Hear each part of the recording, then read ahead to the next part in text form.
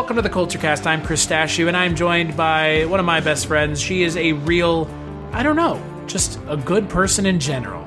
Oh, wow. I know where I was going with that one. She's a real pain in the ass. This is the last podcast she's going to be on. You're one of the people that doesn't drive me up a fucking wall. Does that count? That counts for something? I think that counts for a lot. The host of not only the Scary Stories We Tell podcast, but also the One Season show, Jess Byard. Hello.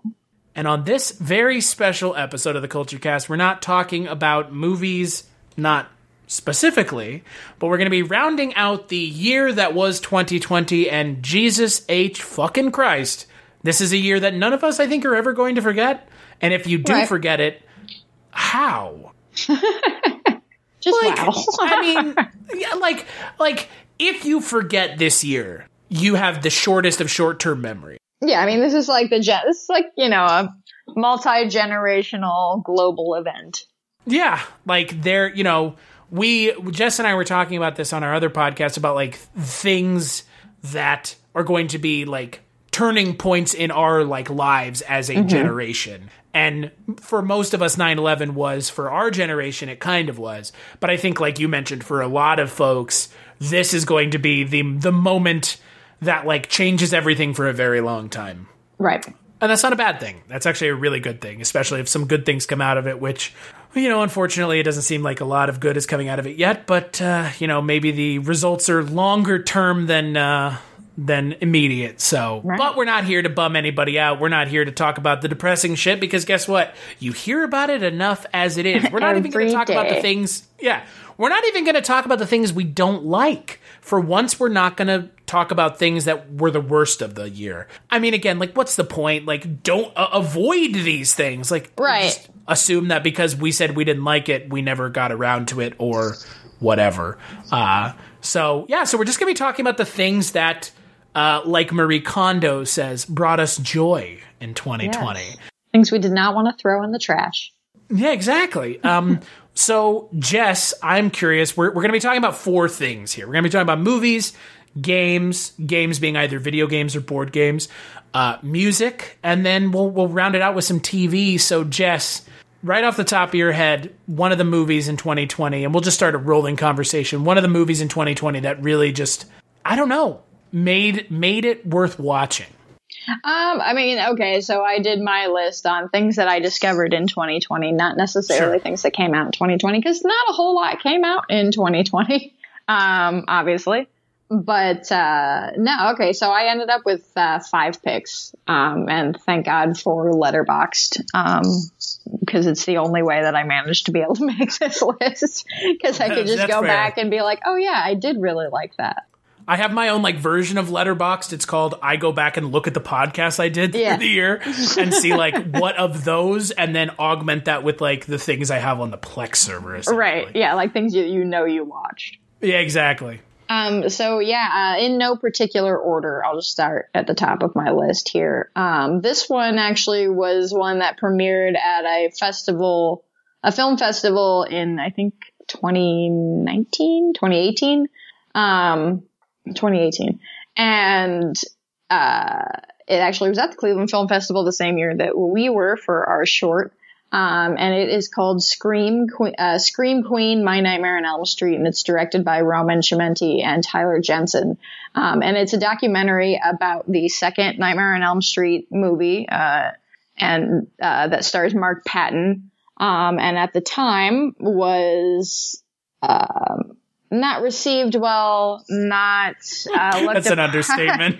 It was very. You're trying to be very kind to the people who weren't kind to the movie. Hey, I like the movie.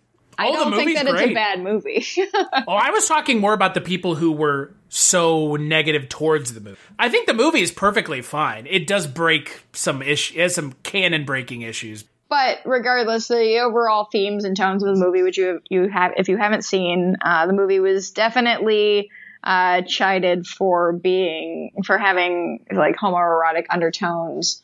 And in the 80s, it was obviously not something that anybody was willing to admit was there, therefore kind of hurting the people who were kind of being affected by this, namely the lead actor, Mark Patton, who is the star of, the subject of the documentary. And you're following him around because effectively this movie started and ended his career. Because Mark himself is a gay man, and he, in the film and in the way that it was shot and in context, was he ended up being the butt of most of the jokes. And as an actual gay man in the 80s, he was already struggling with a lot of that. And you get to see and hear all about the movie and the aftermath and kind of what producers and writers and everybody and how everybody reacted and handled it. And there's a really powerful moment during it, and where he gets to kind of confront one of the lead, I believe it's the director, actually. He confronts the director who had basically vehemently denied that there was any gay undertones to it, and pretty much said that the only reason people thought that the movie was gay because Mark Patton couldn't play straight. Good job, Jack Shoulder. Right. Good which caused Mark, it caused him huge issues as far as being able to work. And the fact that he never openly admitted anything. So they do have a moment in the documentary where they meet and talk about things, and I won't spoil anything, but I really like the documentary. I'm a big horror fan, obviously, but it was just a really, really, emotional story about how, this something that, people would just kind of write off as just a B horror movie, actually ended up being something much more impactful to the lead actor and everybody involved in it. And ultimately the fan base who has come out in support of it in the more recent years, have sort of taken it back for them, but for, the community. But, I would recommend that. I think it's on Shudder. I'm pretty sure it's on Shudder. And I think it might also be on Amazon. I'm not sure. It's one of the things this year that I didn't get around to watching, but I've wanted to, because I think we've talked about this before. I really like Never Sleep Again. And they, in that documentary, they still are fucking towing that line. Yeah. And they still are refusing to admit it. And it's look, if the director refuses, that's one thing, but the script writer, dude, right. Come on, man. Even with the straight actor in that role. Even with the straight actor in that role, that's still a very, very coded character. Right. Absolutely. Even if Mark Patton wasn't gay, which he is, that is still a coded gay character. Yeah, absolutely. It would have. Period. Yeah.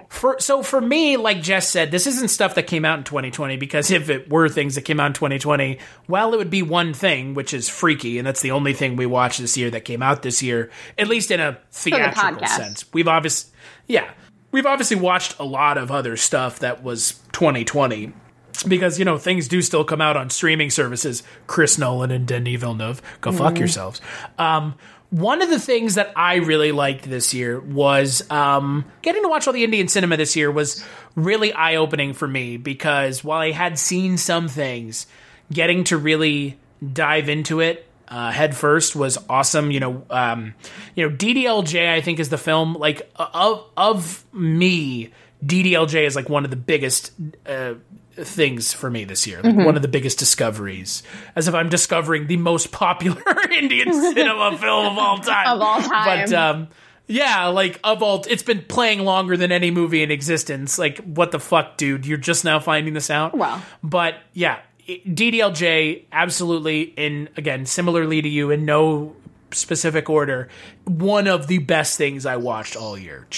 And you were there for it. Oh yeah, so I would agree. I was happy. Yeah. I was very happy to jump into Bollywood this year on Culture Cast. And the two that I watched, DDLJ and Robot.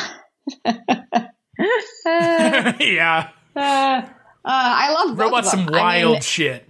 We talked about it a ton on the podcast, but for movies that are 3.5+ hours long, it does not feel like it at all. They were so super fun. Yep. And that's, again, if you've never had a chance to watch any Bollywood or Indian cinema films, DDLJ is a great place to start. It is still on Amazon Prime, so if that is a thing that you have, which so many of us do have, I would definitely. It's definitely worth. Yeah, it's especially this year. It's definitely worth checking. It's definitely worth checking out. So, what's another thing off of your list, Jess? This one's real. Like we don't have to spend a lot of time on this because it's super basic. But I gotta say, I loved Parasite. It's a 2020 movie, or 2019 season 2020 movie.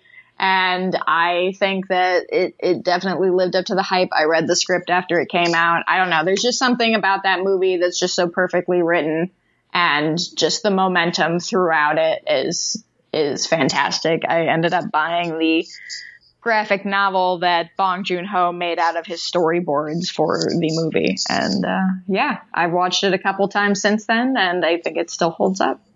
It's a great movie. It is one of the few times I have ever said this movie not only deserved to win the Oscar, it deserved probably more than that. Yeah. Because it's an amazing film. Not surprising given who directed it. Right. That's a I wouldn't say that's a gimme pick. That's a really good pick. That is a amazing film. It didn't make my list because, to be fair, I watched it in 2019. So, well, yeah, there is that. Yeah, to be fair, yeah. I just kind of said it like if I watched it in 2020, even regardless of when it came out. Yeah, for me, another movie that I watched that I really like was The Lord of the Rings. I got really into Lord of the Rings this year, and I know that was in the last month and a half, but I really enjoyed watching Lord of the Rings, and I really kind of enjoyed getting more into the Lord of the Rings universe. I've been rereading the books for the first time as an adult, so it's been really good. I've been really enjoying getting into Lord of the Rings, rewatching the films. You know, obviously you and I and Mike talked about it a couple weeks back. But Lord of the Rings trilogy, if you've been sleeping on that, if that's not something you think is your thing up until now, I would definitely check it out because it's really good. And it's a good rabbit hole to fall down because there's a lot of things you can read. Oh, God, yeah. It's like Dune or I guess it's like Dune a lot. Like universe. Yeah, it's like there's a lot of you can fall down a lot of rabbit holes and do a lot of digging. So, what about you, Jess? What's another thing off of your list? I have three more. So the next one is actually another documentary, and it was one that I heard about on a podcast. I can't remember which. Might have been We Hate Movies, but it's a documentary called Los Angeles Plays Itself, and it's directed by Tom Anderson. And it's basically just a documentary about Hollywood portrayed in movies, like Los Angeles, the place portrayed in movies, just throughout the year, through the life of Hollywood. And I mean, I'm a sucker for anything classic Hollywood. I'm a sucker for anything movie history, cinema history. I love documentaries about film because half the reason I watch them is because half of them are clip shows. And I love just seeing all the different highlights from movies that I eventually want to check out.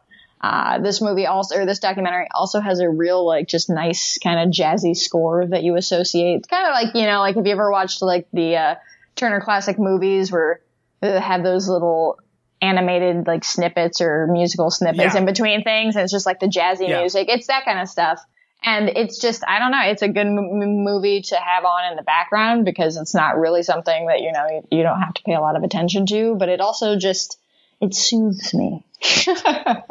Well, and in a year where soothing is what is needed, it's been a year where we could use. I mean, that's the thing. Like a lot of the things I watched this year, I watched a lot of the same things over and over again because there is something comforting about that. And I think I'm not the only person. I can only imagine how many times in the last 9 months people have rewatched The Office or Grey's Anatomy or any of their favorite TV shows, because again, there's something comforting about it. And there's something comforting about having something recognizable on in the background as background noise. That's not the news, which is still a drain on all of us. So one of the things off of my list is one that I can thank you for introducing me to. Actually, I give you all of the credit outside of the fact that you didn't make the movie, The Devils. All right. Yes. The rabbit hole of Oliver Reed went very deep and very full of alcohol. Very nice. Yeah, that was a good month. I was looking back for I actually read the Oliver Reed not autobiography. I read the Oliver Reed biography. I was going to say, if there was an autobiography. Yeah, there's no autobiography, but I will tell you, do you want to guess how long the Oliver Reed biography is, if you listen to it? I'm going to say 12 hours. 18. Damn. Yeah, it's a beast. If you have an Audible account, Audible doesn't sponsor this podcast, but it should, because I listen to like 2 audiobooks a month, so where's that money? You don't even have to pay me. I think everyone should be reading all the time, because if you're reading, that means you're you're engaging your brain in ways that TV doesn't. But yeah, definitely The Devils is amazing. You should check out The Devils. You should check out the book about The Devils. I know that friend of the podcast, Richard Haddam, he read the book after we watched the movie. I read the other book, the Oliver Reed biography, after we watched it. It's amazing. Patreon supporter Andrew actually listened to the audiobook as well.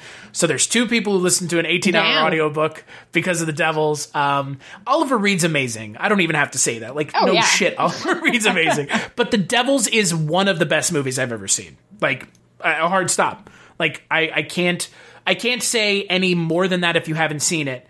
And to say any more would be spoiling how good the movie is. Because it's amazing. And Russell. Just watch all the movies we watched for that month. I stand by all of them still. Except for horror.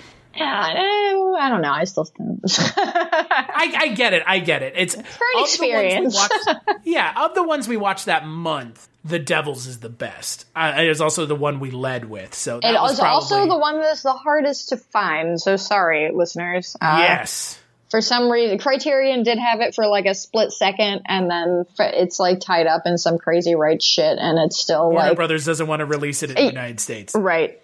Because it's a bunch of satanic nuns. Well, it's more of an issue of Warner Brothers doesn't want to release it in the United States in the version that we deserve. Right? They would like hack it to pieces. Yeah, exactly. We deserve the uncut version, just like everyone in the UK does, who have the uncut version of the film at their disposal. But hey, this is just like the flip side when like people in the UK in the 70s and 80s had to buy like movies from the US because they couldn't get horror movies there. We just gotta buy it from the UK. Video nasties.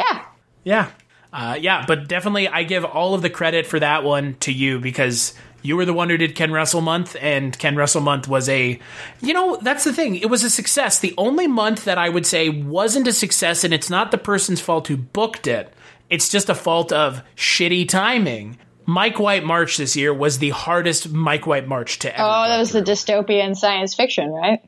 While we're living in the movie. While we're living in a dystopian science fiction. Yeah. Yeah. So if you remember back to March we did Mike White March, and yeah, exactly. Obi Oba, Dead Man's Letters, movies about dystopian sci-fi futures. While Russian we're effectively, we're facing that. It felt like at the time. I mean, obviously, it's not so much like that anymore, thankfully, but it still feels like it to some extent. So, Mike White March this year was less as fun as I would have hoped, because of no fault of Mike's, obviously, but Jess Byard June definitely knocked it out of the park. Some really fun movies, especially Devils. So what's next on your list? We must be nearing the end of your list. Yes, we have. I'm just going to lump these 2 in together just because. Actually, you know what? No, I'm going to keep them separate, because I'm going to put an addition onto this next one since it's not an actual movie.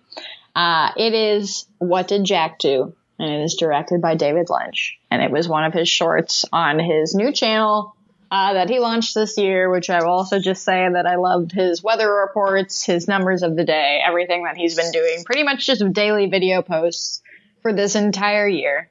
But his short, Injected into my veins. Yeah. But his short, What Did Jack Do? And if you don't like David Lynch, hardcore pass on this, because it's super Lynch. It's him interrogating a monkey about cheating on somebody's wife. Like, it's as Lynchian as humanly possible. Yeah, if you don't like him, don't watch it. But if you do and you haven't seen What Did Jack Do, you need to check it out. It's hysterical if you're into the Lynch humor.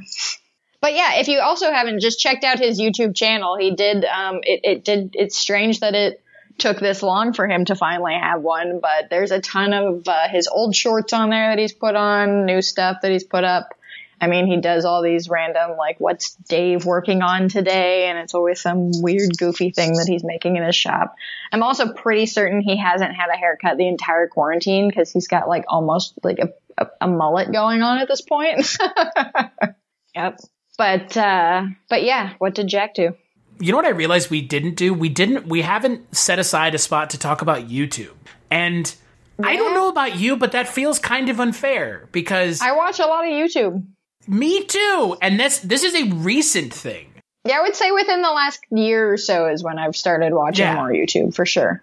Yeah, I have too. So, well, actually, when we're done with the movies, let's just, I mean, I guess I don't really, I don't know, I'm trying to think if I have anything else. I mean, I have, for what?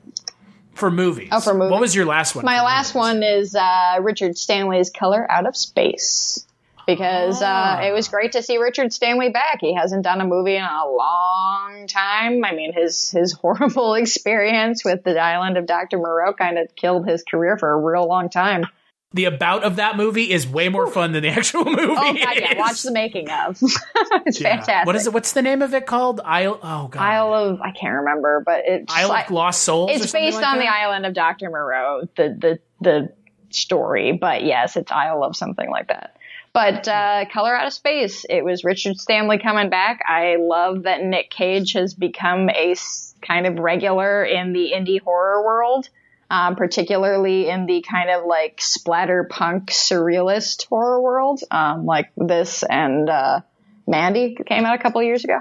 And I think Color Out of Space is better than Mandy, though. I would agree that Color Out of Space is better than Mandy. I think that Mandy is very much of a visual ride, and I don't think that it has a whole lot of rewatchability as far as like story stuff goes.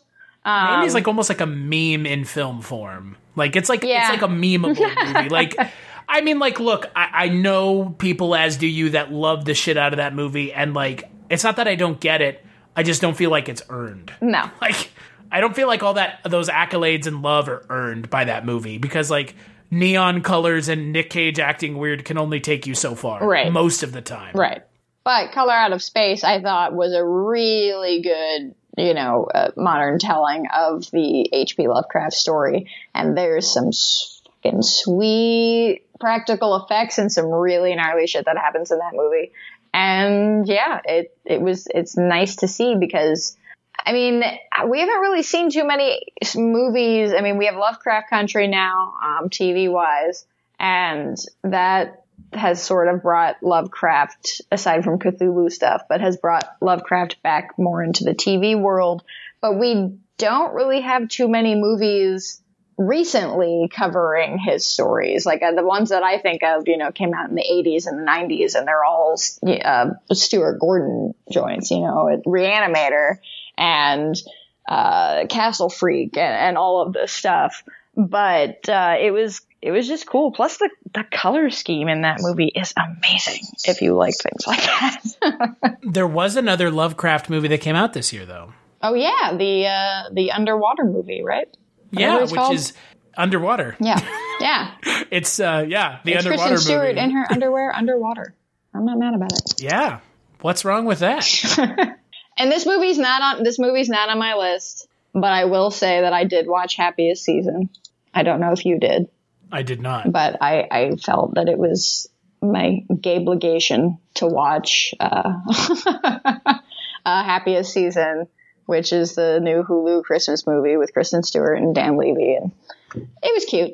It was actually, you know what, I don't really go in for rom-coms or Christmas movies, but I thought that this one was at least, it was, and a lot, I kept seeing things that, articles and tweets and stuff from people saying that it was a lot sadder than they anticipated it being. And I'm like, no, this is just more realistic than what your general Christmas rom-com is like. It's not too like, it's a real problem that a lot of people in the LGBTQ community face. And it was nice to see it.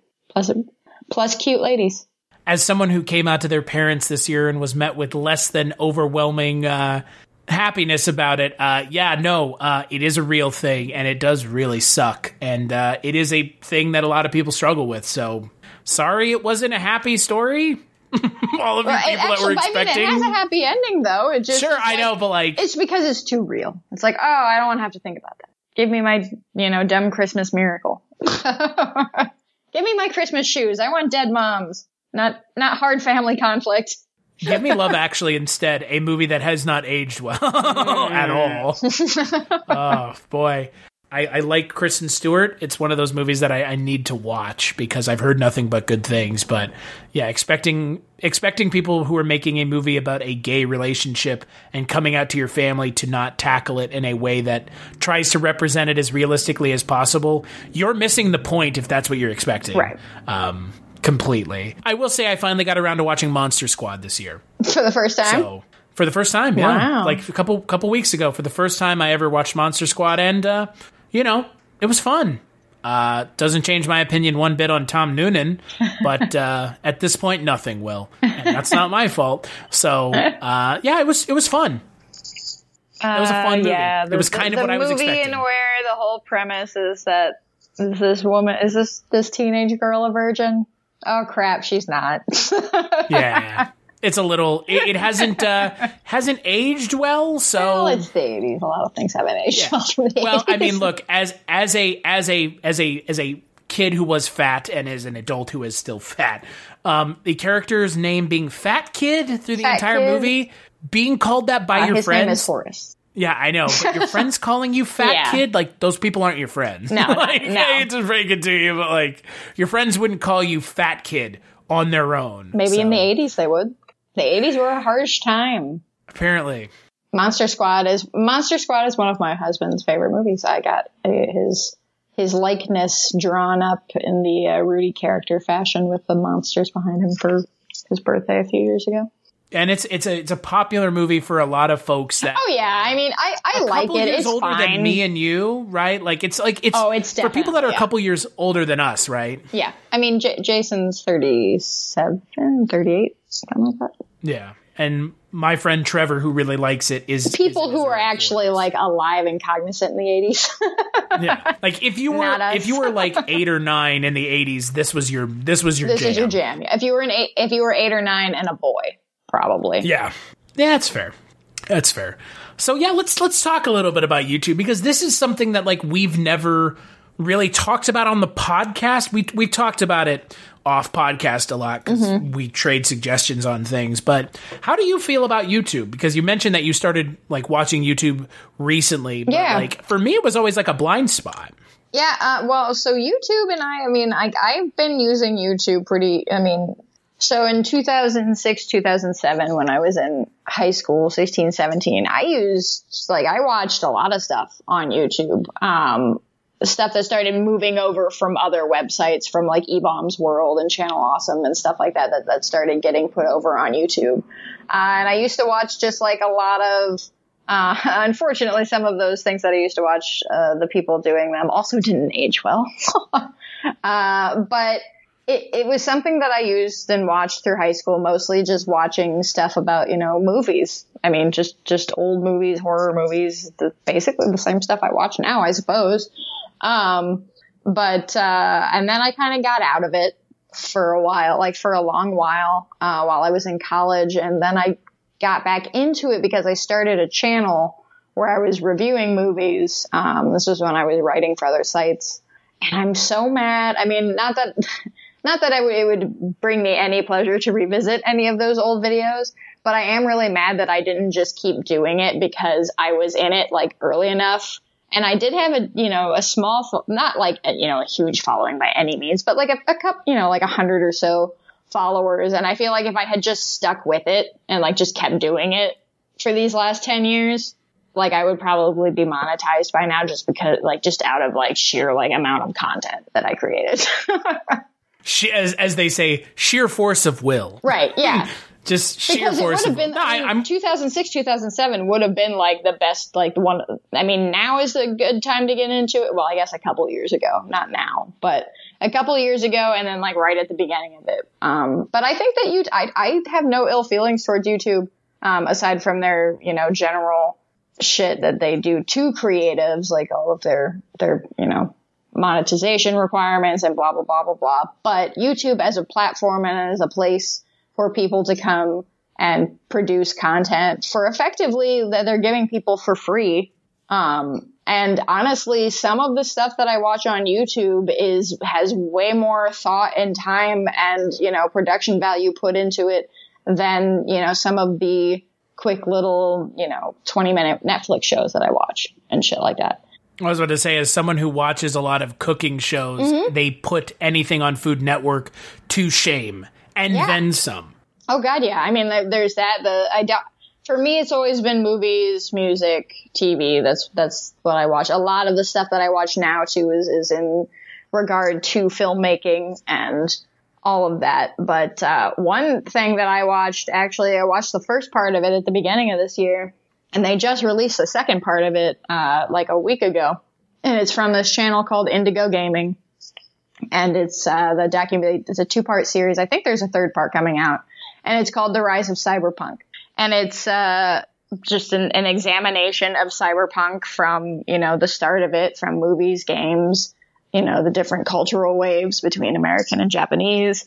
And it's amazing. I mean, the amount of research, the amount of time that they're putting just the video itself together is great. And also, let's not forget, this second part of this is an hour and a half long. The first part of it is 50 minutes long. These people are doing stuff that takes months to create. Indigo Gaming is a verified channel. It's got a lot of subscribers, but still, they're not making a ton of money. People on YouTube aren't making a ton of money unless they are a household name. And that's the same with anybody in an industry. You're not one of the people making a whole bunch of money unless people actually know who you are. Yeah, 99% of the content makers are not making the money the 1% is. I would say that 99% of content makers on YouTube are not making money at all. Well, yeah, and then you have someone like our friend Father Malone who couldn't even get monetized initially because they told him what he was making for his channel wasn't enough. Right. And that's a fucking because there's the whole world of creating content creation and the internet is like a wild west because it's incredibly unregulated and anybody can do whatever they want. And, websites, companies can run things however they want. YouTube maybe has they have more risk, because it is the website of viewing videos and it has been for over a decade now. Right? Yeah. Oh yeah. Longer than that, I think even, right? It was like 2008 maybe. But, I mean, there's just so much. If you want to go and see people really pour their heart and soul out into the things that they love, it's on YouTube. For things they really love. Right. Because, some of the people that I watch, so, again, like Jess just mentioned, I watch gaming channels. I watch board gaming channels like the Dice Tower. Those dudes are great. They've made a living out of making board game reviews. I've never run across Indigo Gaming, which is unfortunate because now I know I am going to be spending the rest of my evening watching. I mean, look, I love long form documentaries on YouTube. One of the guys that I watch, his name is Mahler, and he is a pop culture kind of analyst, and he watches stuff, and he gets really pissed when people don't understand the difference between objectivity and subjectivity. Right. But his so to give you an idea, because you're talking about this Indigo Gaming channel, he did a series on I believe it's The Force Awakens. But so he has a series on The Force Awakens. And so this series, he hasn't finished it yet, but I think it's supposed to be 7 parts. The first 3 parts, their time is as follows. The first part, 2 hours and 42 minutes. The second part, 2 hours and 19 minutes. The third part, 3 hours and 52 minutes long. And this so it's almost 9 hours, basically. 9 to 10 hours. And he's not even done, and it's him just breaking down how Force Awakens is objectively, not in his opinion, how it's objectively not a good film. Right. And he also has, for those of you that don't like The Last Jedi, which I'm sure there are a bunch of you, not saying I don't like it, but I don't get as heated about it as some people do. He has a whole 3-part series. Each video is almost 2 hours long about Last Jedi. He's one of those people that makes a lot of content. And like you said, they're putting together these long form documentaries, and that doesn't take 5 minutes. No, that might take 5 months depending on what else you do, because if we're talking about these people who, even if you're getting a few thousand followers or so, this isn't your job. Like, you're not making YouTube money to where you're not having to work. Like, that's not a thing. Most of these people have other jobs and other things. Plus, not to mention their own, like, personal obligations, relationships, hobbies in their lives. But sure. And 90% of the time, they're creating it for just free, and it's good content. Oh, yeah. It's, another kind of set of channels that I watch. I was talking a little bit about cooking channels. Maddie, I know, obviously we've never talked about it on this channel, but there was a huge thing that happened over the summer with Bon Appetit turning out to be as garbagey a company run by a garbagey company as possible. Essentially, they were having, by POC, people who worked for Bon Appetit showing up in videos only to essentially say that they had diversity on camera, but they weren't actually paying these people, be it women or female, chefs or content creators for the channel. They weren't allowing them to get paid the same. It was real shady shit. Right. So Bon Appetit being gone has opened up a space for a lot of other channels to exist. The channel that I watch for cooking is Matty Matheson, and that's because he's pretty much the equivalent of me when it comes to cooking. And I'm not just saying that, but he's great. But yeah, I for all the cooking that I watch, mostly what I watch on YouTube is like theme park history, which is again like really weird niche stuff. Yeah, and it feels like only on YouTube. Yeah, I mean, obviously I watch a lot of true crime stuff. One of the channels that I like for that is this Irish man. The channel name is That Chapter, and he releases videos like crazy, because that's the other thing. Like, it's not only the length of content people are releasing, it's also the quantity, like the amount of how often someone is posting something. So this guy his videos are anywhere from like 25 to 35 minutes, investigating, just talking about some kind of true crime case that you probably haven't heard of. And he goes through all of this stuff where he ends up getting a lot of like the interrogation, tapes, footage and stuff like that. So, I mean, he's also, he's having to wait on getting this content to be able to put in his videos, and he releases probably 1 to 2 videos a week. It's insane. That's impressive. And I mean, he's got like 870,000 subscribers, so he's not, making bank on this. I don't want to deride the people that make shitty content, but like they make it harder for people like that to make content. Well, yeah, because they get on the bus of like, oh, all these kids want to watch slime videos. Okay, then here's 700 channels. They manipulate the algorithm. Yeah, and the algorithm manipulation is like, that's how 5-minute crafts and all those assholes keep kicking everyone out of the out of the game and saying like, this is our game in it, and it's only ours. So yeah, it's a bummer, because short content is what's going to get on top, because attention span. Exactly. Unless you're really interested in the topic.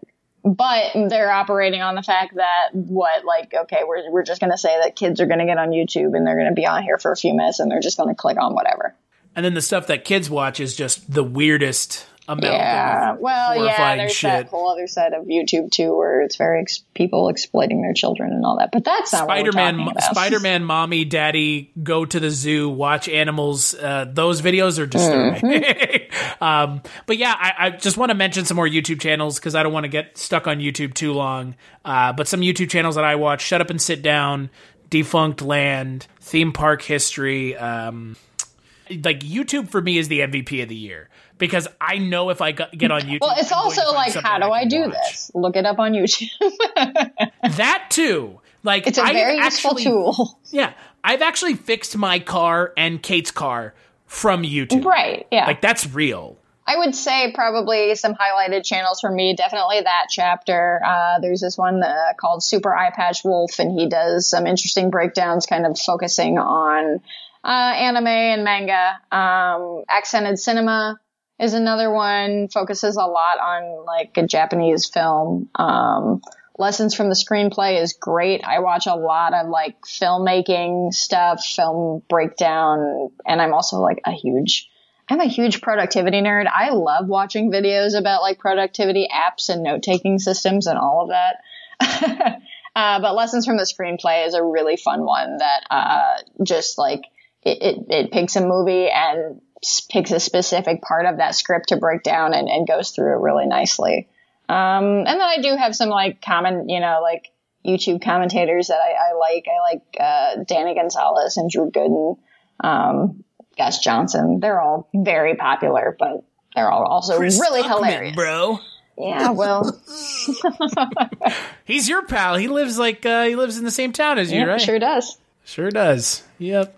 Yeah, there's a lot of content out there, and I really love it because if you're bored, how?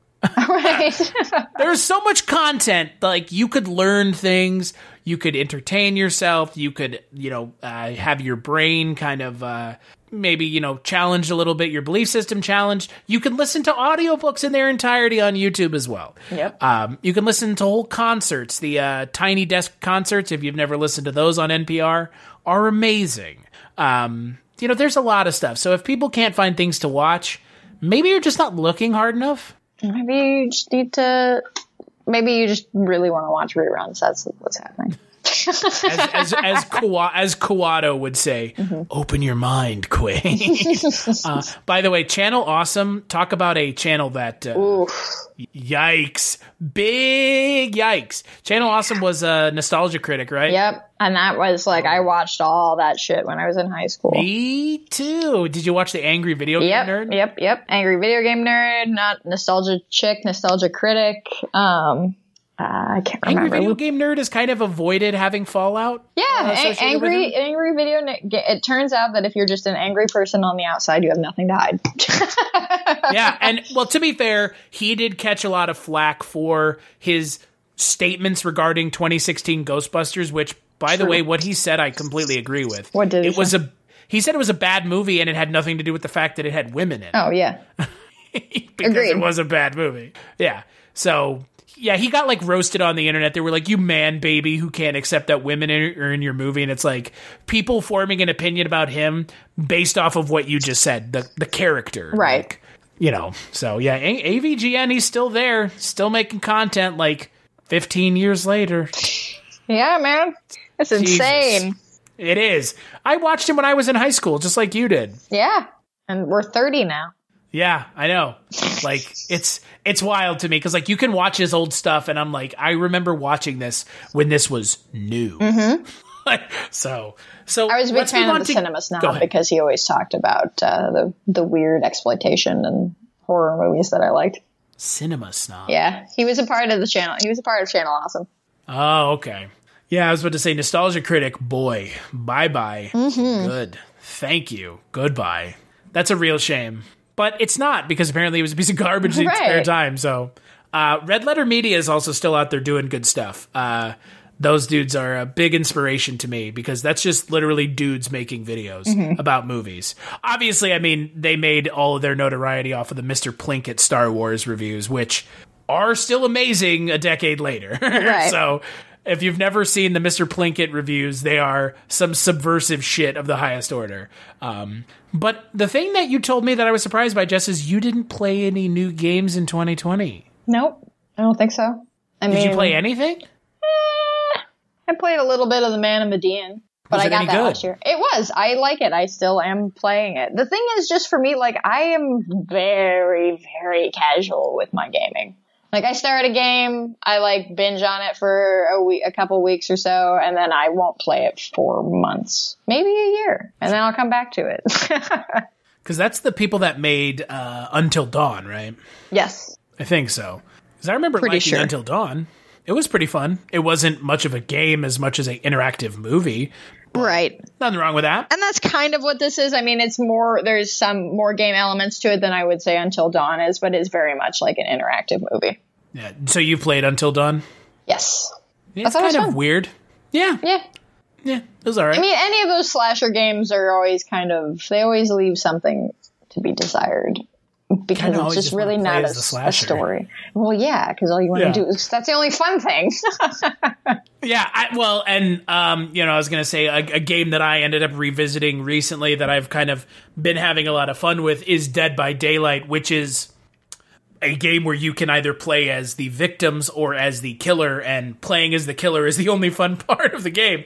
So they have Ghostface and Leatherface and the Demogorgon.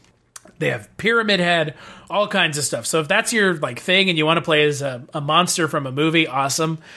For me, I played a lot of stuff. I played the new Star Wars Fallen Order game, which was pretty awesome.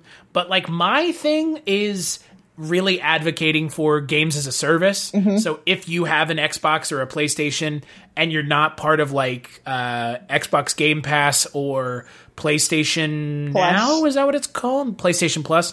That is such a good value because especially on Xbox, you get the brand new games day of. If you have a PC that can run them, you can play on PC as well. I mean, there's a lot of upsides. So I'm a huge advocate of that because I don't think I've bought any. No, I guess I bought one new game this year. I bought the game where you play as a shark, but that was it. Everything else that I've played brand new has been through Xbox Game Pass. So I've actually just played a lot of Call of Duty, which was kind of my veg out thing to play was Call of Duty with my pals. And I've also played a lot of Tabletop Simulator. Probably played Tabletop Simulator more than anything else. Right.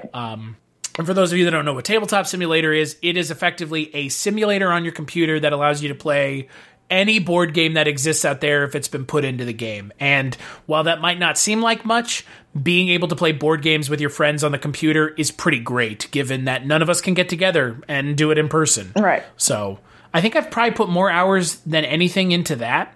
So, but if you hadn't mentioned it, I wouldn't have mentioned it. But to close out this little games repose, fuck Cyberpunk 2077. It is a bad game. I purchased it off Amazon and I returned it because it barely works. And if you buy that game and you think it's good, please tell me why, because I couldn't figure it out. And from all the press and kind of accolades that the game got before coming out, I think it needs to explain itself too, because it is not good at all. And I would not get it if I were someone thinking about it, because you will be disappointed. Massively disappointed. I mean, I figured, because once I started hearing about the glitches, I was like, yeah, well. Yeah, it's not only the glitches, it's also there's no content. A lot of the things that were promised never came to fruition. Wow. Effectively, they released a game that's not finished, and they released it because the people who wanted to play it started threatening the game developers because they delayed it. So that's fun. So as far as I'm concerned, if you're one of those people who threatened the game developers because you didn't get to play a game when you wanted to, your punishment is that the game sucks. Right, yeah. So what happens when you rush products. Yeah, exactly. The game won 200 awards. Those people are on drugs, and not the fun kind. They're on the promoting games that don't deserve to be promoted drug. Right. So, yeah, no, I don't feel sorry for anyone who has Cyberpunk and refuses to return it, because you can get a refund at this point, because everybody can. If you bought it digitally, you can get a refund. If you bought it from the store, you can get a refund. Return the game. Don't be a beta tester for a game for $60. That's insane. Right. So let's move on to music, Jess. So what music was Jess Byard listening to during 2020? So also thank God for Spotify 2020, so that I could see what was my most listened to things. And I basically just highlighted two artists that popped up in my most listens. The first one is an artist by the name of LP. They are, I guess it's just kind of indie pop, indie rock music, with some interesting kind of older style thrown into it. But I discovered that I was actually introduced to them by someone, and I really like LP's voice. I'm not sure of the proper pronouns, so I'm just going to use LP and they. But a few of the songs that I highlighted were When We're High, Girls Go Wild, Other People, and Lost on You. Those songs popped up a lot in my Spotify wrap up, and they're killer songs. Definitely check out LP. I'm honestly surprised I had not come across this person before I did, but I am glad I did. And then the other one that I had highlighted is an English band by the name of White Lies, and they are kind of a post-punk. If you want to have a comparison as far as vocals go, they kind of have that warbly 80s alternative that would belong to like a Morrissey type, but without being an asshole. I was about to say, but without being Morrissey, which is like the important part now. Or, a Joy Division sound, that just kind of like crooning voice. Sure. I started listening to them a lot more this year, but I'd realized that I had actually heard them once before in a movie that came out and was actually on one of my best of lists that year. Was a movie called A Girl Walks Home Alone at Night, which is an Iranian vampire western. And I really loved it, but there's a sequence in that movie, if you've seen it, there's a sort of bedroom scene where the two main characters are listening to music and just, hanging out, and the song that's playing in the background is called Death, and it's by White Lies. That's one of the ones that I highlighted, but the other two, honestly, I loved most of their music, but the other two that were high up on my most listened to were Tricky to Love and Is My Love Enough. I was also thinking while we did this. So when I did my Spotify Wrapped, my top song of the year, and I know I listened to it a lot, but I'm surprised that it was the one that was the big one, was Phil Collins' Take Me Home. Wow. Of all the things that you picked for the song that you listened to the most, Chris, this was the one. And I was listening to it before the pandemic too. Uh-huh. I really love Phil Collins. Phil Collins is definitely up there for me. But I didn't listen to a lot of Phil Collins other than that. So for the things that I listened to, and going off from using my Spotify is kind of just a basic outline. Mm-hmm. Mike Snow, I listened to a lot of Mike Snow, which is like electronic kind of. If you've heard the song Genghis Khan, mm-hmm. that's kind of the song that I would say that the song most people know. But Mike Snow's really was on my playlist a lot. So was my friend Alex's band Blondo, and I know that this sounds like a cross promotion, and it kind of is. But at the same time, the music that he makes is really good. Mm-hmm. If you're into like late or kind of mid to late 2000s pop punk in the vein of like Blink-182 and Fall Out Boy, which I very much am, that is definitely right up your alley. He's on Spotify. Just search Blondo, Blondo. But I also listen to a lot of Orville Peck again. Nice. Orville Peck's amazing, especially the song that he did with Shania Twain, which is awesome. I really hate that what was your most listened to genre? Indie pop. Mine was adult standards.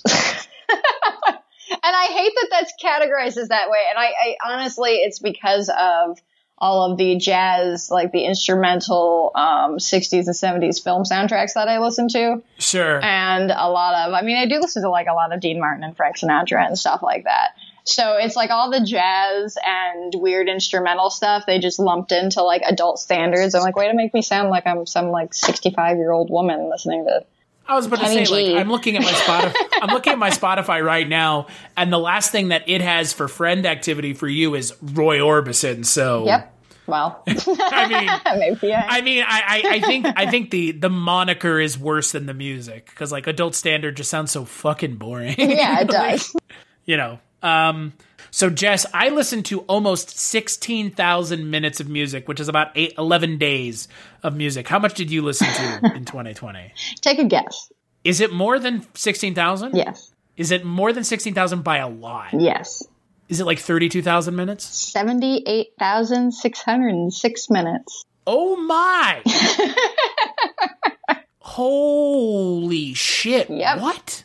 72,000? 78,606. Oh, God, Jess. I mean, look, I've been working at home since the beginning of 2020, and when I wake up, I say, Alexa, turn on Spotify, and then it's just on all day. See, that's the thing. I would be curious what my Audible is, because I've listened to books more this year than music. Like, I know that. That's funny. That's a lot. Jesus 54 Christ. days. Yeah. Well, good Lord. That is, that's a lot. But that's good. I mean, again, I listen to a shitload of music. You listen to a shitload of... just like rapid fire people that, like, other than the ones I've already mentioned, Phoebe Bridger, Lil Nas X, Young Gravy, Whiskey Shivers, Phoebe Bridger. Did I mention that? Because she's amazing. LCD Sound System. Nice. There were a lot of people. There's, I mean, again, like, the Wood Brothers, like, there's a lot. I mean, again, like, I just do like that weekly, like, my radio thing where it's like, we've picked things for you that you may like. Right. I will give Spotify credit. They tend to find a lot of really good stuff. Yeah, I think that overall Spotify is a pretty solid music listening platform. Maybe not paying the artist, but no, then again, I said music listening. Those always suck. Yeah. That all, like, we should be clear here. Yeah, we should be clear here. I don't think either one of us agree with how little they get compensated. No, not at all. But it's a great platform, and it's effectively gone away with any sort of reason for me to buy music. So unless I want that specific artist music, vinyl, but yeah, exactly. So, but yeah, exactly. I mean, looking at my your top 20 or your top songs 2020, it's just some random artists. LP, obviously. Let's see here. We have Cardi B and Megan Thee Stallion. I wonder what song that was. I actually have a couple of Megan Thee Stallion things on here, but yes, it is WAP because that song's great. Lana Del Rey pops up a lot, obviously. Miles Davis pops up a lot. Gunship, M83, FM84, MGMT, Bowie, always. But a lot of, I pretty much listen to like synthwave electronic music, jazz music, or like 80s alternative sounding kind of stuff. As far as like post-punk, I guess would be the best way to describe it. Tame Impala is always popping up here.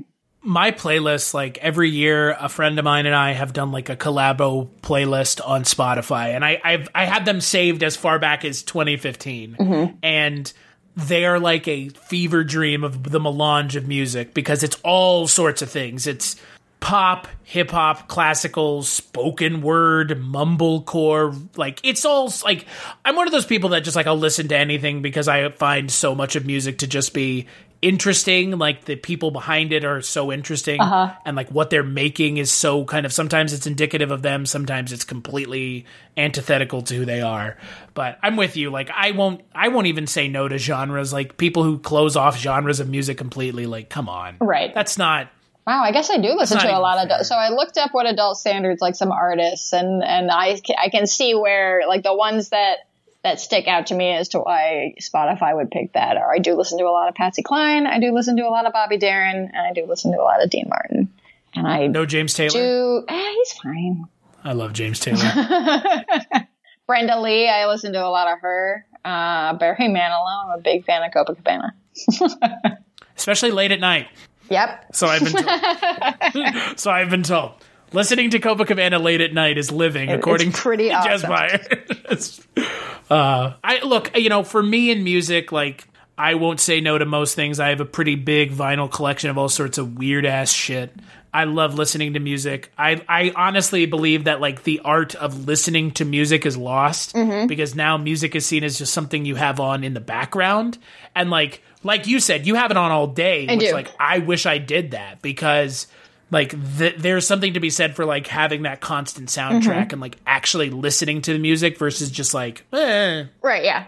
Instead of it just being put on the radio. Well, the benefit of being able to work at home too now has been, I'm not that the place that I work has, music playing, but I have worked in places where it's just like, so yeah, being able to like work at home and kind of just like curate my own stuff as I go, it's been very nice. I love listening to music. Yeah, there you go. I'm with you. It's being able to kind of curate your own soundtrack to whatever you're doing, there's something to be said for that. Right. So let's move on to, I think, the category, the topic that I think we were all most excited to talk about, because TV for me has been like, I think I've watched more TV stuff than I even have movies.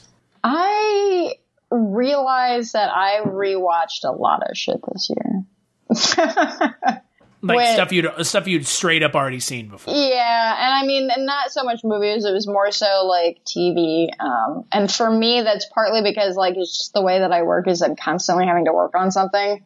And if I'm not controlling the TV, my husband will pretty much just put on Always Sunny or Seinfeld or something, and that will just be on in the background. But I did watch some good some new TV this year. So what were some things that stuck out for you, Jess? Well, the biggest one that stuck out for me is the one that I've watched most recently, and that was Killing Eve, which is a BBC show starring Sandra Oh and I can't remember, Julie Comer, I believe is her name. Basically, Sandra Oh works for MI6 in the UK, and Julie Comer is a spy, an assassin, a female assassin. And it becomes this game of cat and mouse for them, but I loved it. It was fantastic. The look of the show, the visual style, the soundtrack is amazing. That's another one that I started, speaking of music. I followed those playlists on Spotify. It's incredibly well written. It's based on a book series, but the show was created by Phoebe Waller-Bridge, which she's also has the show Fleabag on Amazon, which I enjoyed. This is a vastly different tone and feel from Fleabag, but we watched there's 3 seasons, and we watched all of them probably within a week. It's just a really good show. So not only good, it's compelling television too. Yes. Imagine that. Weird. One of the things that made my list, and I didn't know if it was going to make my list because I have such reservations about it. Mm-hmm. And I've been pretty adamant, at least with some of my friends, you being one of them, that people should watch it and kind of come to their own conclusion, is Westworld. Mm-hmm. And look, I know that this 3rd season of Westworld effectively nuked a lot of things that people loved about the show, namely the Wild West setting. Right. And this is not a fucking spoiler. You just had to see the ads to realize it's a completely different show. Right. And yes, it is a completely different show now, in so many ways. But given how poorly Game of Thrones did, because I don't think I'm speaking out of turn here and saying Game of Thrones is a show that I will never revisit. Yeah, I'm fine. Yeah, and that's coming from 2 people who clearly were invested in the show at one point. Right. So much so that we were watching it at the same time. Yeah. Texting back and forth. And I remember that was the last positive memory I had about that show. And then it died. After that episode, it completely, that show shit the bed long before that episode. I just think a lot of us were holding out hope that it wouldn't shit the bed and then roll around in it for an entire season. Yeah, because I don't think that we can overstate enough how bad it's been in even a year since the show ended, how much worse it's gotten, because the people involved with making the show have their entire careers have now cratered. Oh yeah. And the follow-up shows were canceled for the most part, aside from one of them. Yeah, it's a whole domino of destruction. It's you went from being the most most loved current popular television show to being the most hated overnight. Yeah. A show that somehow replaced Dexter as the show who had the worst ending. I don't know. I still think which Dexter's is insane. Yeah, but here's the thing. Dexter may get a chance to walk it back, or at least fix it. Look, I have faith because the people that are involved are the people that were involved in the first 4 seasons of the show. Right. That's fair. The only saving grace. Yeah, I'm Manny Cotto and Clyde Phillips. I don't know if Manny Cotto's involved, but I know Clyde Phillips is involved, and he was the showrunner for the first 4 seasons of the show. So those first 4 seasons are the reason people remember Dexter fondly. The last 4 seasons are not. Those are the reasons people really gave up on that show, or 3 seasons, I think. So, yeah, I watched a lot of Westworld. I rewatched it in preparation for the new season. It's one of those shows where, like, don't listen to what you've heard. Just watch it and come to your own conclusion. If you don't want to watch past the 2nd season, because it's getting too formulaic, the 3rd season is a complete change. So it's a weird show. It's a polarizing show. I get it, though. I did watch the 1st season of it this year, and I really liked it. And I watched half of the 2nd season, and I just hadn't finished it yet. But it is something I do plan on finishing. But yeah, I liked it. I liked what I saw. The 1st season is great. Yeah. You like what you saw, huh? What I saw. How much did that have to do with Evan Rachel Wood? You know, she's pretty, but she's not my type. Nah, she's a good actress. Yes. I'll give her that, because she's great. She does more for that show than anyone in any episode of Game of Thrones ever did for that show. Yeah, the quality of Evan Rachel Wood as an actress, she really grounds that show and makes that show what it is. I mean, there's a reason she's in every promotional thing for that show. Yeah, I mean, she was great in True Blood too when she was on that. Yeah. I'm trying to think what else I watched. I mean, I watched a lot of true crime stuff. I think we both did, I'm sure. Yeah, just watched the Yorkshire Ripper thing last night. Oh, the thing on Netflix, right? Which is pretty good, and the cops are, incompetent. Yikes. Cops. Incompetent cops? Weird. What's that like? Some like true crime things that I would point out that came out, that didn't come out this year, but stuff that I definitely watched this year. The Murder of Lacey Peterson is a great true crime thing that like completely changed what I thought about the case. No One Saw a Thing is an IFC show about Skidmore, Missouri, where that guy got murdered in his car. I was just going to watch that one the other day. I haven't watched it yet. Really good. It's real good. It's not IFC. It's actually Sundance TV, which is like even more obscure of a streaming right, yeah. Isn't it on Netflix, though? I did want to comment on something that I wasn't a huge fan of, and I feel like I need to comment on it because I was so excited. Cursed Films. Ugh, yeah. Really disappointed. Yeah, I mean, it's one of those things where it's low-hanging fruit because the 1st season is all stuff you know. It's like very baity. It is, especially doing it like... It kind of just feels like an internet article come to life. And look, like the best episode of that 1st season of the show is the episode on the Twilight Zone. Well, yeah, because that story is just... awful. Bananas, yeah. Yeah. So yeah, that was one of the things that like I was really excited for it, and so I was really disappointed when it was just okay. Like you said, it was like watching a BuzzFeed article. Yeah, yeah. Or like an oral history, because they've been doing those now. But one of the things that we watched that is stuck with me more than a lot of things has, and this isn't something that came out this year, but we watched it this year, was Hellier. Oh yeah, we did watch that this year. You forgot about that. The Kentucky Goblins. Yeah. Which we didn't even watch it for this podcast. We watched it for Scary Stories We Tell.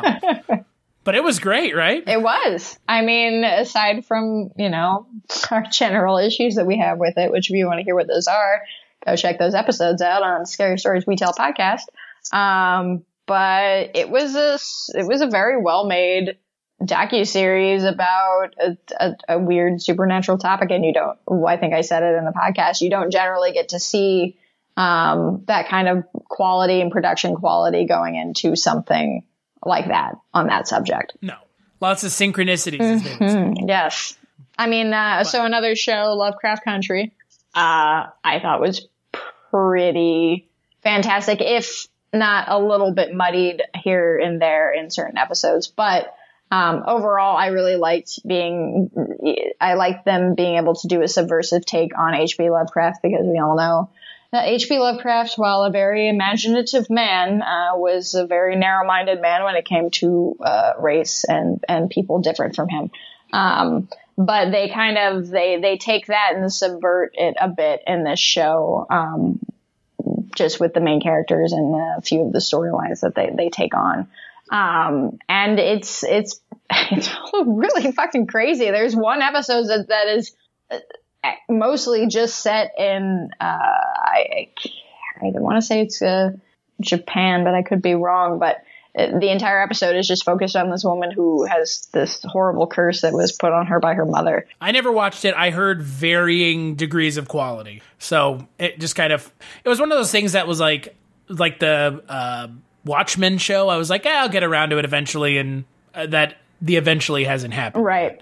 And then one that just popped up that I forgot about that even came out, but it was one season. It came out on Netflix, and it was the Dracula reimagining. You were looking at the same thing I was. I was going to say the actual exact same thing. It was good enough for me and you to mention it, but that third episode is a mess. And it is such a mess that it is almost so bad that it ruins everything else that the show has done well. Yeah, but those first 2 episodes are really awesome. Yeah, the first 2 episodes are real good, and then the third episode it is a mess of catastrophic level. Like, you had one job to tell the story of Dracula, and you went in such a way that, like, the idea was good, but the execution was terrible. Yeah. But you know what I realized? This has been like the first year without an American Horror Story in a long time. Good. I know. We're of different minds on American Horror Story. I can't get into it for how bad it is. But I know you like it. I do. So yes, it is my kind of trash. But yeah, like that's the thing that in my mind is important. Though it is trash. Like the problem I have with the show is it tries to take itself more seriously than trash normally does. See, I would disagree. I would agree with that maybe on the first season, but I think they lean into their campiness going on later in the seasons. Well, maybe I should watch later seasons. I think the first 2 or 3 seasons. So, Murder House, Asylum, and Coven? Coven? Yeah. Yeah, those are probably the most serious of them, especially Asylum. Yeah. Yes. Asylum is like deathly serious. Well, Asylum is just like, here, let's do as many horrible things as we can to Sarah Paulson. Exactly. Speaking of Netflix, because we've kind of been oscillating about all kinds of things, Unsolved Mysteries came back, and it didn't justify coming back. No, I mean, it didn't justify being called Unsolved Mysteries. I don't think it is a bad show. I think that, like, the stories and stuff that it's a true crime show.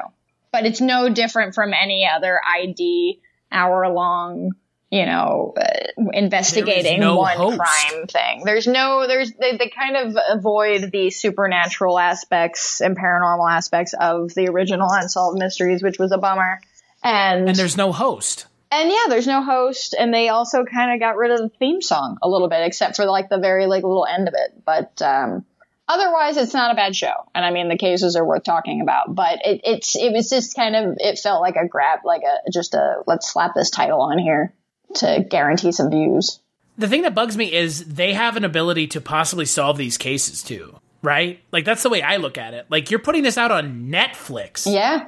You need to be more judicious in what you choose, because what you choose you could solve. It could be. I mean, you're giving it.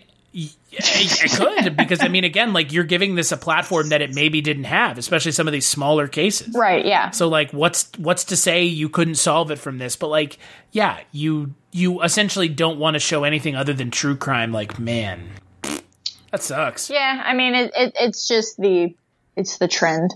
It's the nature of the beast, as they would say. Right. If true crime is in, they're going to do true crime. And I mean, hey, we are two people who have a podcast that does talk about true crime from time to time. Sure, but we don't only talk about true crime. No, we don't. But yeah, it's the Unsolved Mysteries was okay, but I was disappointed because it was less of what I remember from either iteration of the show. Yeah, I mean, it just it's really polished. Yes. And the original one is not. Obviously, a lot of that has to do with time period and technology. But it does kind of take a little bit away when you don't have those kind of grimy reenactments and the weird interviews with the families that were so out of touch with everything. And there's no episode about Anastasia. Netflix for me this year, I was a little disappointed with a lot of the stuff that Netflix put out. I didn't see a lot that like really motivated me. I didn't really hear much about anything that came out that was worth like that everybody, aside from Tiger King. I was going to say, other than the one thing that like everyone forgot about already. Right. So Tiger King was fun for what it was, but I think we're done with that. Yeah, it's a tabloid documentary. Yeah, even though, like, now we're not done with Tiger King because they're making a Tiger King TV show, and they're making 2 Tiger King TV shows, actually. So, great. Cool. Just what we all need. Highlight this man who has some real problems. and some other people surrounding him who also have real problems.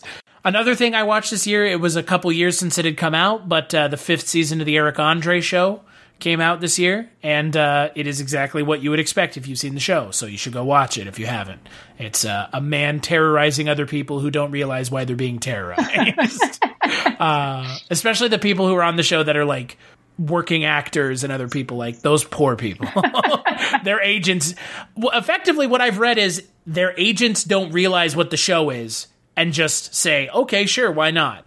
And just expect it to be a talk show. But I mean, people know who Eric Andre is at this point.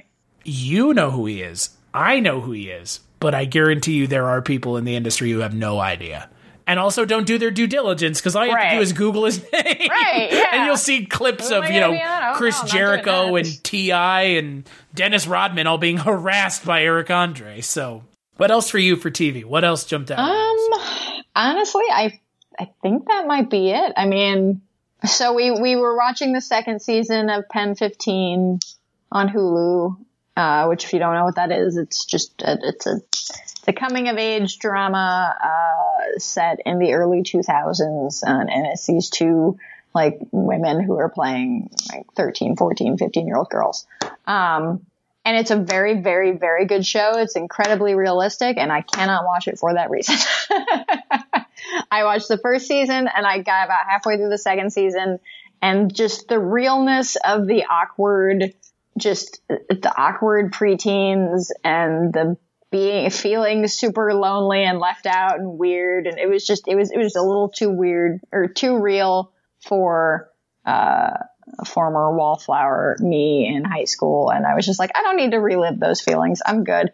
That is not at all saying that the show is bad. That's actually, I think, is a huge credit to the show that it has such that these people embody these characters so well and grab this time and tone so well that it makes me cringe and I can't watch it.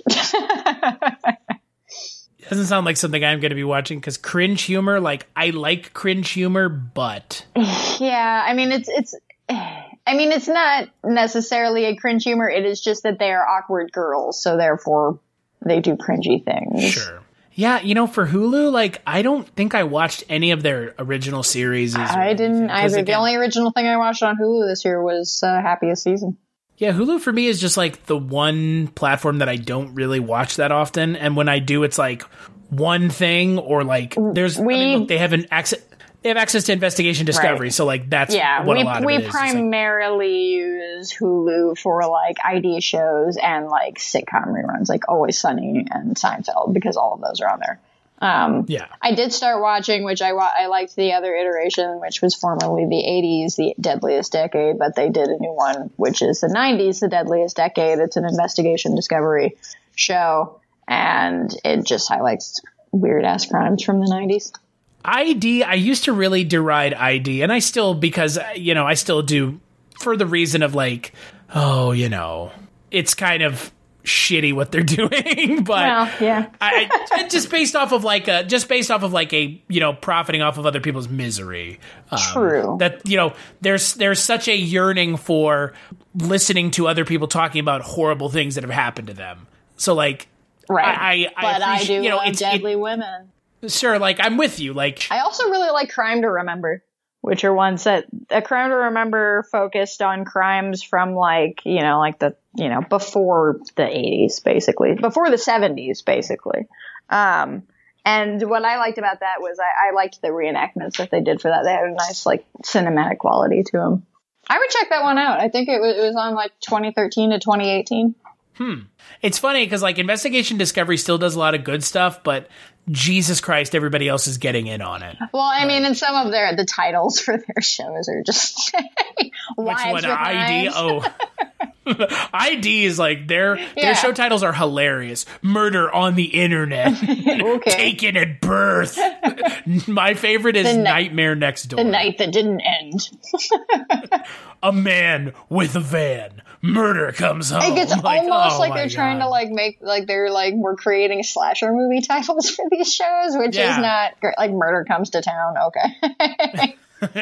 But Investigation Discovery is great. I mean, Who the Bleep Did I Marry? What a terrible name for it. The ones, my favorite ID shows are Deadly Women, Disappeared, and A Crime to Remember. Vanishing stuff, like, just fascinates me. It people who vanish off the face of the earth just kind of, like, boggles my mind sometimes, but... I'm with you on that. I don't know how that could happen, but yet it does. It continues to happen. So much so that, like, we could do an episode of our other podcast on every disappeared person, and we still would have plenty of episodes We could do an left. entire podcast on disappeared people. Yeah, we could, because they're out there. I've seen them show up on my Instagram feed of the other true crime podcasts, and one of them is just about disappeared people. Yep. But yeah, we also watch a lot of true crime. I think that, and also we watch a lot of YouTube, so I think that kind of took over some of the, time that would have been spent watching a TV show or a movie. Yeah. And I haven't watched it yet, but things I want to mention that are insane to me that they finally came out. Animaniacs. Yeah. That came back. I haven't watched it yet. You know what? I like it. I think Is it good? I think that they did okay with it. Yeah. I think that it's still funny, and I think that the updated, the things that they updated on it are work and don't feel too ham-handed or anything. The thing I wanted to mention for movies, and I kind of forgot to mention it, but it goes in this similar thing of, like, can't believe it finally came out. Bill and Ted 3. Yeah. Like, that happened in 2020. Of all the things in 2020 to happen, that is one of the more surreal things. Because, like, the fact that actually happened is still insane to me. Right. And I actually like that, too. I thought it was pretty cute. Yeah, it's good. It's good for what it is, which is two actors, one of which who hasn't acted in, like, a decade, taking up characters that they played over 20 years ago. Right. So it's it's definitely a different film than I was expecting, but it was a welcome addition to a year where it was one of the biggest films to come out because it was one of the only films to come out. So, but I didn't watch a lot of TV, like the way that, like, I watched an entire series. I just didn't watch any series from start to finish. I don't think, and if I did, it was Westworld, or, like, the things that I talk about on podcasts don't count. Yeah, Killing Eve was definitely one of those, just like, hey, let's just start watching this show, and then we're like, damn, this show's really good. Let's keep watching this show. And I know we said we weren't going to talk about things we didn't like, and I've already mentioned cursed films, but the other thing I want to mention is a thing I liked and a thing I didn't like. I wasn't a huge fan of The Last Dance, because I don't feel like it had anything useful to say, other than Michael Jordan is an egotistical athlete, which we already all knew that. Right. It's unfortunate that got so much attention when something like Dark Side of the Ring, which, yes, I know it got a lot of views, that was a much better show. Yeah, absolutely. And you watched it and you don't give a shit about wrestling. I don't care. Like, I've never watched really any wrestling. I know who some basic characters are, but yeah, Dark Side of the Ring. I mean, true crime wrestler is great. Yeah, Dark Side of the Ring. Wrestling people is crazy. Yeah. Dark Side of the Ring is a Vice series about the kind of seedy underbelly. Not necessarily true crime per se. A lot of it is true crime, but there's, like, the seedy underbelly and, like, the stories behind events in wrestling. And it's the best thing. It's the best wrestling thing I've ever seen, because not only does it realize how fucking nuts wrestling is, but it shines a light on the things in wrestling that, like, fans have known about, but, like, the death of Owen Hart or Chris Benoit.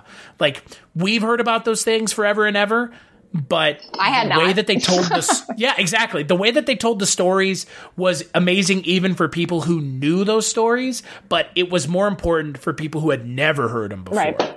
Because it's like those stories, I can't do that story justice in how insane it is. And to be fair, I'm not even sure Dark Side of the Ring did those stories justice, because they're too insane. Right. They're too insane for words. But speaking of wrestling, I think we would be remiss to not mention WrestleMania. Oh yeah, that's right. Yeah, the had to adapt to quarantine to COVID WrestleMania. And I actually got Jess to watch some wrestling. And I thought it was awesome. Yeah. So what we're talking about specifically is night 2 of WrestleMania 36, and I'm sure you can find this online. It was the match between Bray Wyatt, otherwise known as The Fiend, and John Cena, otherwise known as the face that runs the place. And it was this is not something new to wrestling. This is something that's been done in other promotions for a while now. But it was a pre-taped match wasn't much of a match, but it was more of a pre-taped experience between Bray Wyatt and John Cena. I don't want to say more than that. Right. If you have no idea about wrestling, just know that Bray Wyatt's the bad guy, John Cena's the good guy, at least on paper, at least on the face of it.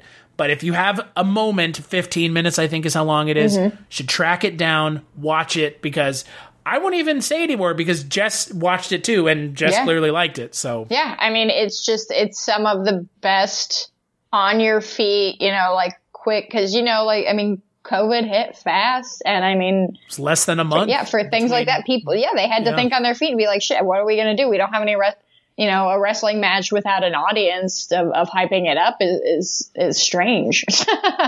Well, and the thing is, like, WrestleMania, there were 2 pre-taped matches.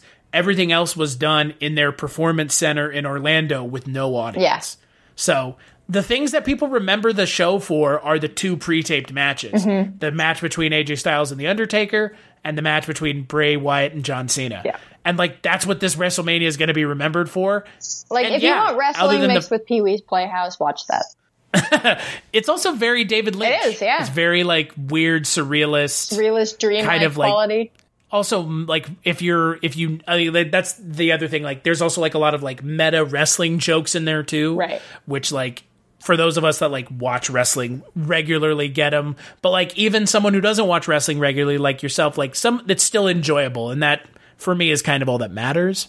So as long as it's enjoyable for everyone and not just like the wrestling hardcores, right? The big time wrestling marks. So.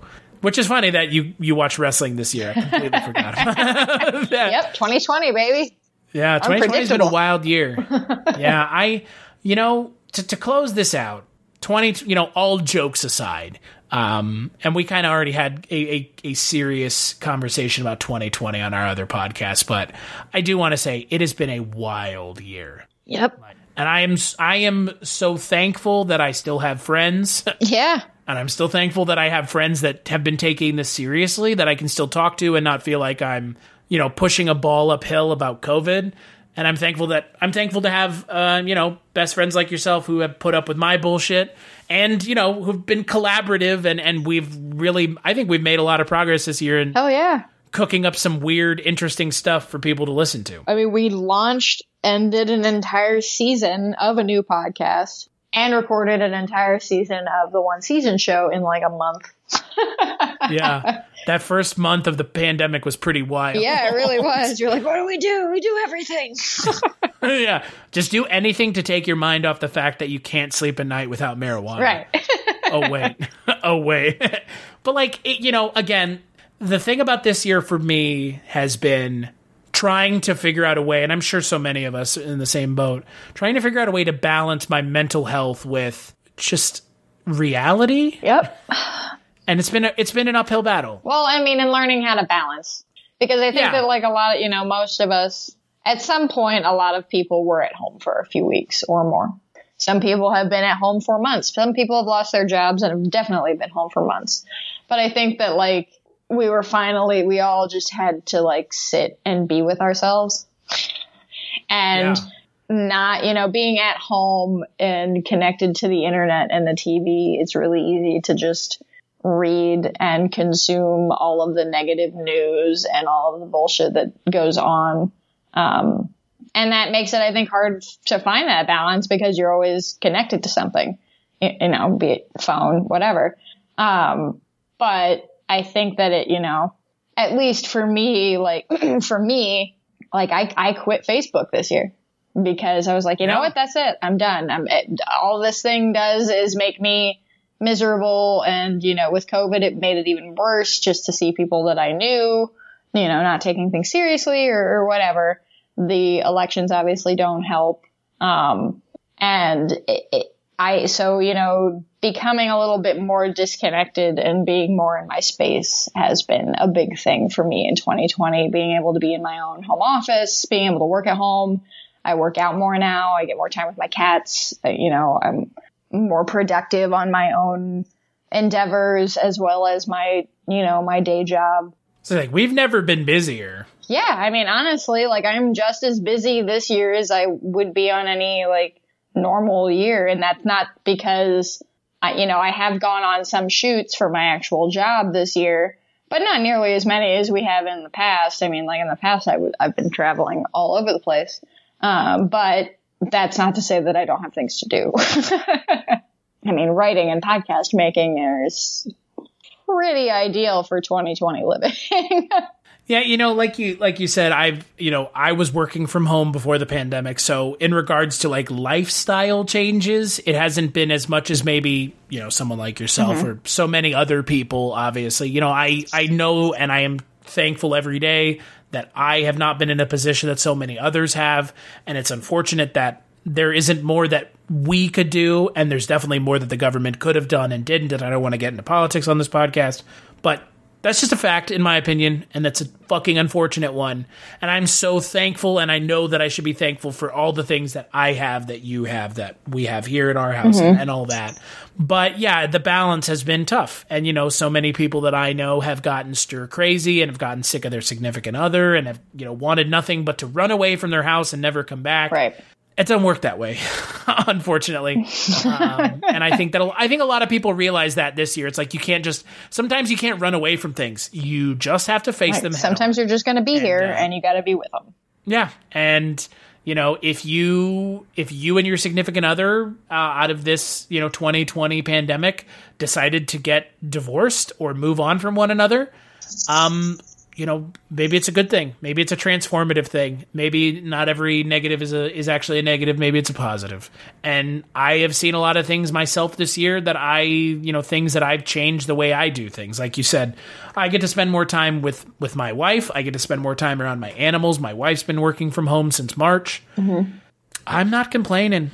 I'm already a bit of a homebody anyways. We've been lucky that the both of us have kept our jobs. I've had a few hiccups pay-wise just throughout the year, but honestly, that's nothing compared to people who have lost their jobs and who continue to not have jobs and who didn't, get the unemployment they were supposed to get and all of that. And again, we're not getting into politics, and might be facing eviction now. Right. But, we wanted to do this podcast talking about the things that we did that did bring us joy, because this year was shit. And we all know that. And there's going to be a million podcasts and summaries and whatever of this year and how terrible it was. But I do think that whether you feel it now or whether it's something that's going to be something you realize later on, I think that at least 2020 has been a transformative year for many people. And I think that it's made people kind of realize what they want in life and what's important to them in life. And that maybe, things getting changed to the degree of like, oh, these jobs that we previously supposedly couldn't do at home, but all of a sudden now we can do at home. Things like that. I think people have sort of come to a point where it's like, you know what? If I have to sit around in my apartment or my house and be, in this country, in this world, in this specific time, then I'm at least going to do the things that I want to do. And I'm going to enjoy my life. So hopefully, to close this out, hopefully listeners, you did get some joy out of this year. You discovered some new stuff. Maybe you made some new stuff. Maybe you found some new hobbies. Maybe you ditched some old hobbies. Maybe you also ditched some people that were, toxic for you. Anything that you did right there with that last one. Yeah. And that's a big thing that I think a lot of people had to deal with this year. I think that everybody out of this year has been changed, hopefully for the good, maybe in some respects for the bad. But I think for the most part, everyone's going to come out and be like, you know what? 2020 sucked, but I learned some things. Yeah. And I think that's the biggest thing. Yeah. I think that you're right, and I think that that's the biggest thing for me. I mean, I know at least early on in the pandemic, I was a lot in my head, and I was in my head a lot, and that's just what happens when it's 1 a.m, your significant other is asleep, and you're lying in bed on Reddit, and all you can look at is r/COVID or r/coronavirus, and that's not healthy. And I had to uninstall Reddit from my phone, and I stopped going to CNN.com because I know, as you did, that they were making money off of my misery as well by getting me to go to their news article and reading about how many more hundreds of thousands of Americans are dead. And it's been a year. It's been a bad year in a lot of ways. But at the same time, like you said, it's been an important year, and it's a year that if you forget that this year existed, then you kind of miss some points. But I don't think that. I like to believe that I think that I give most people the benefit of the doubt and think that when they look back on 2020, they're going to see some things that changed for them. Whether it was immediate changes or whether it was small things that would eventually become long-term changes. And I hate to break it to anyone who hasn't confronted themselves about 2020. It's coming. You're going to. Yep. Whether you do now or later, it's going to hit you. I mean, it's either going to hit you like a frying pan to the face or it's going to hit you like a frying pan to the back of your head. Yep. Because either you're paying attention and you know it's coming, or it's going to hit you and you're not going to realize it. Because you're seeing it with certain people. Certain people who have been obstinate to this are coming around. And that's important. And that's, like you said, that's all we can really learn from this. So, and hey, watch a lot of content. Consume a lot of media, and that's not to say consume, garbage. do seek out, consume garbage now and then. We all do it, but do try and seek out things that, are, I don't know, fill out different perspectives and just, make you think a little bit, because I think, that's things like that tend to inspire people, whether they're cognizant of it or not. Yeah, maybe instead of rewatching The Office, sit down and read a book or watch something on YouTube about a hobby. That's what's important as far as I'm concerned. Yeah, and if anybody's out there and feels the need to tell us things that they brought them joy in 2020, hit us up. I'm always looking for new music recommendations, TV, movies, books, anything. Me too. Just don't suggest to me cursed films, because I already watched it. Oh, boy. So, Jess, where can people find you? You can find me on Twitter at writer Jess Byard. Everything I do pretty much goes there. I have a website now. All of my posts go through Twitter. If you want to hear Chris and I chit-chatting about other things, we've mentioned them already, but I'll mention them again. We have a podcast called Scary Stories We Tell, which is a podcast where we do interviews, we do episodes on things that about true crime, paranormal, cryptids, anything weird or sort of fringe culture-y related, we will talk about it. If you want to hear us talking about TV, you can hear us talk about TV that lasted one season on the One Season Show. And you're listening to the Culture Cast already, so you know I'm here occasionally. And as for me, you can find me on Twitter at Christmas Claus, culturecast.com, patreon.com/culturecast, and culturecast on Twitter. That's where you can find me. That's where you can find the podcast. And yeah, man, 2020's been a year. I'm going to go back and listen to our 2019 episode and just think these two people have no idea what's going to happen. Yeah. Listen to it and tell us what we thought we were going to do this year. Send a message back to our former selves and say, oh, by the way, Alex Trebek, he's going to be dead by the end of 2020. Yep. Boy, what a fucking... Chadwick Boseman. Yeah. Oh, fuck. Yeah. Jesus Christ. Chadwick. God damn it. Let's end this podcast before we depress ourselves. Thank you for listening. Join us in 2021. Enjoy the new year. Hopefully it's better than 2020. That's a low bar.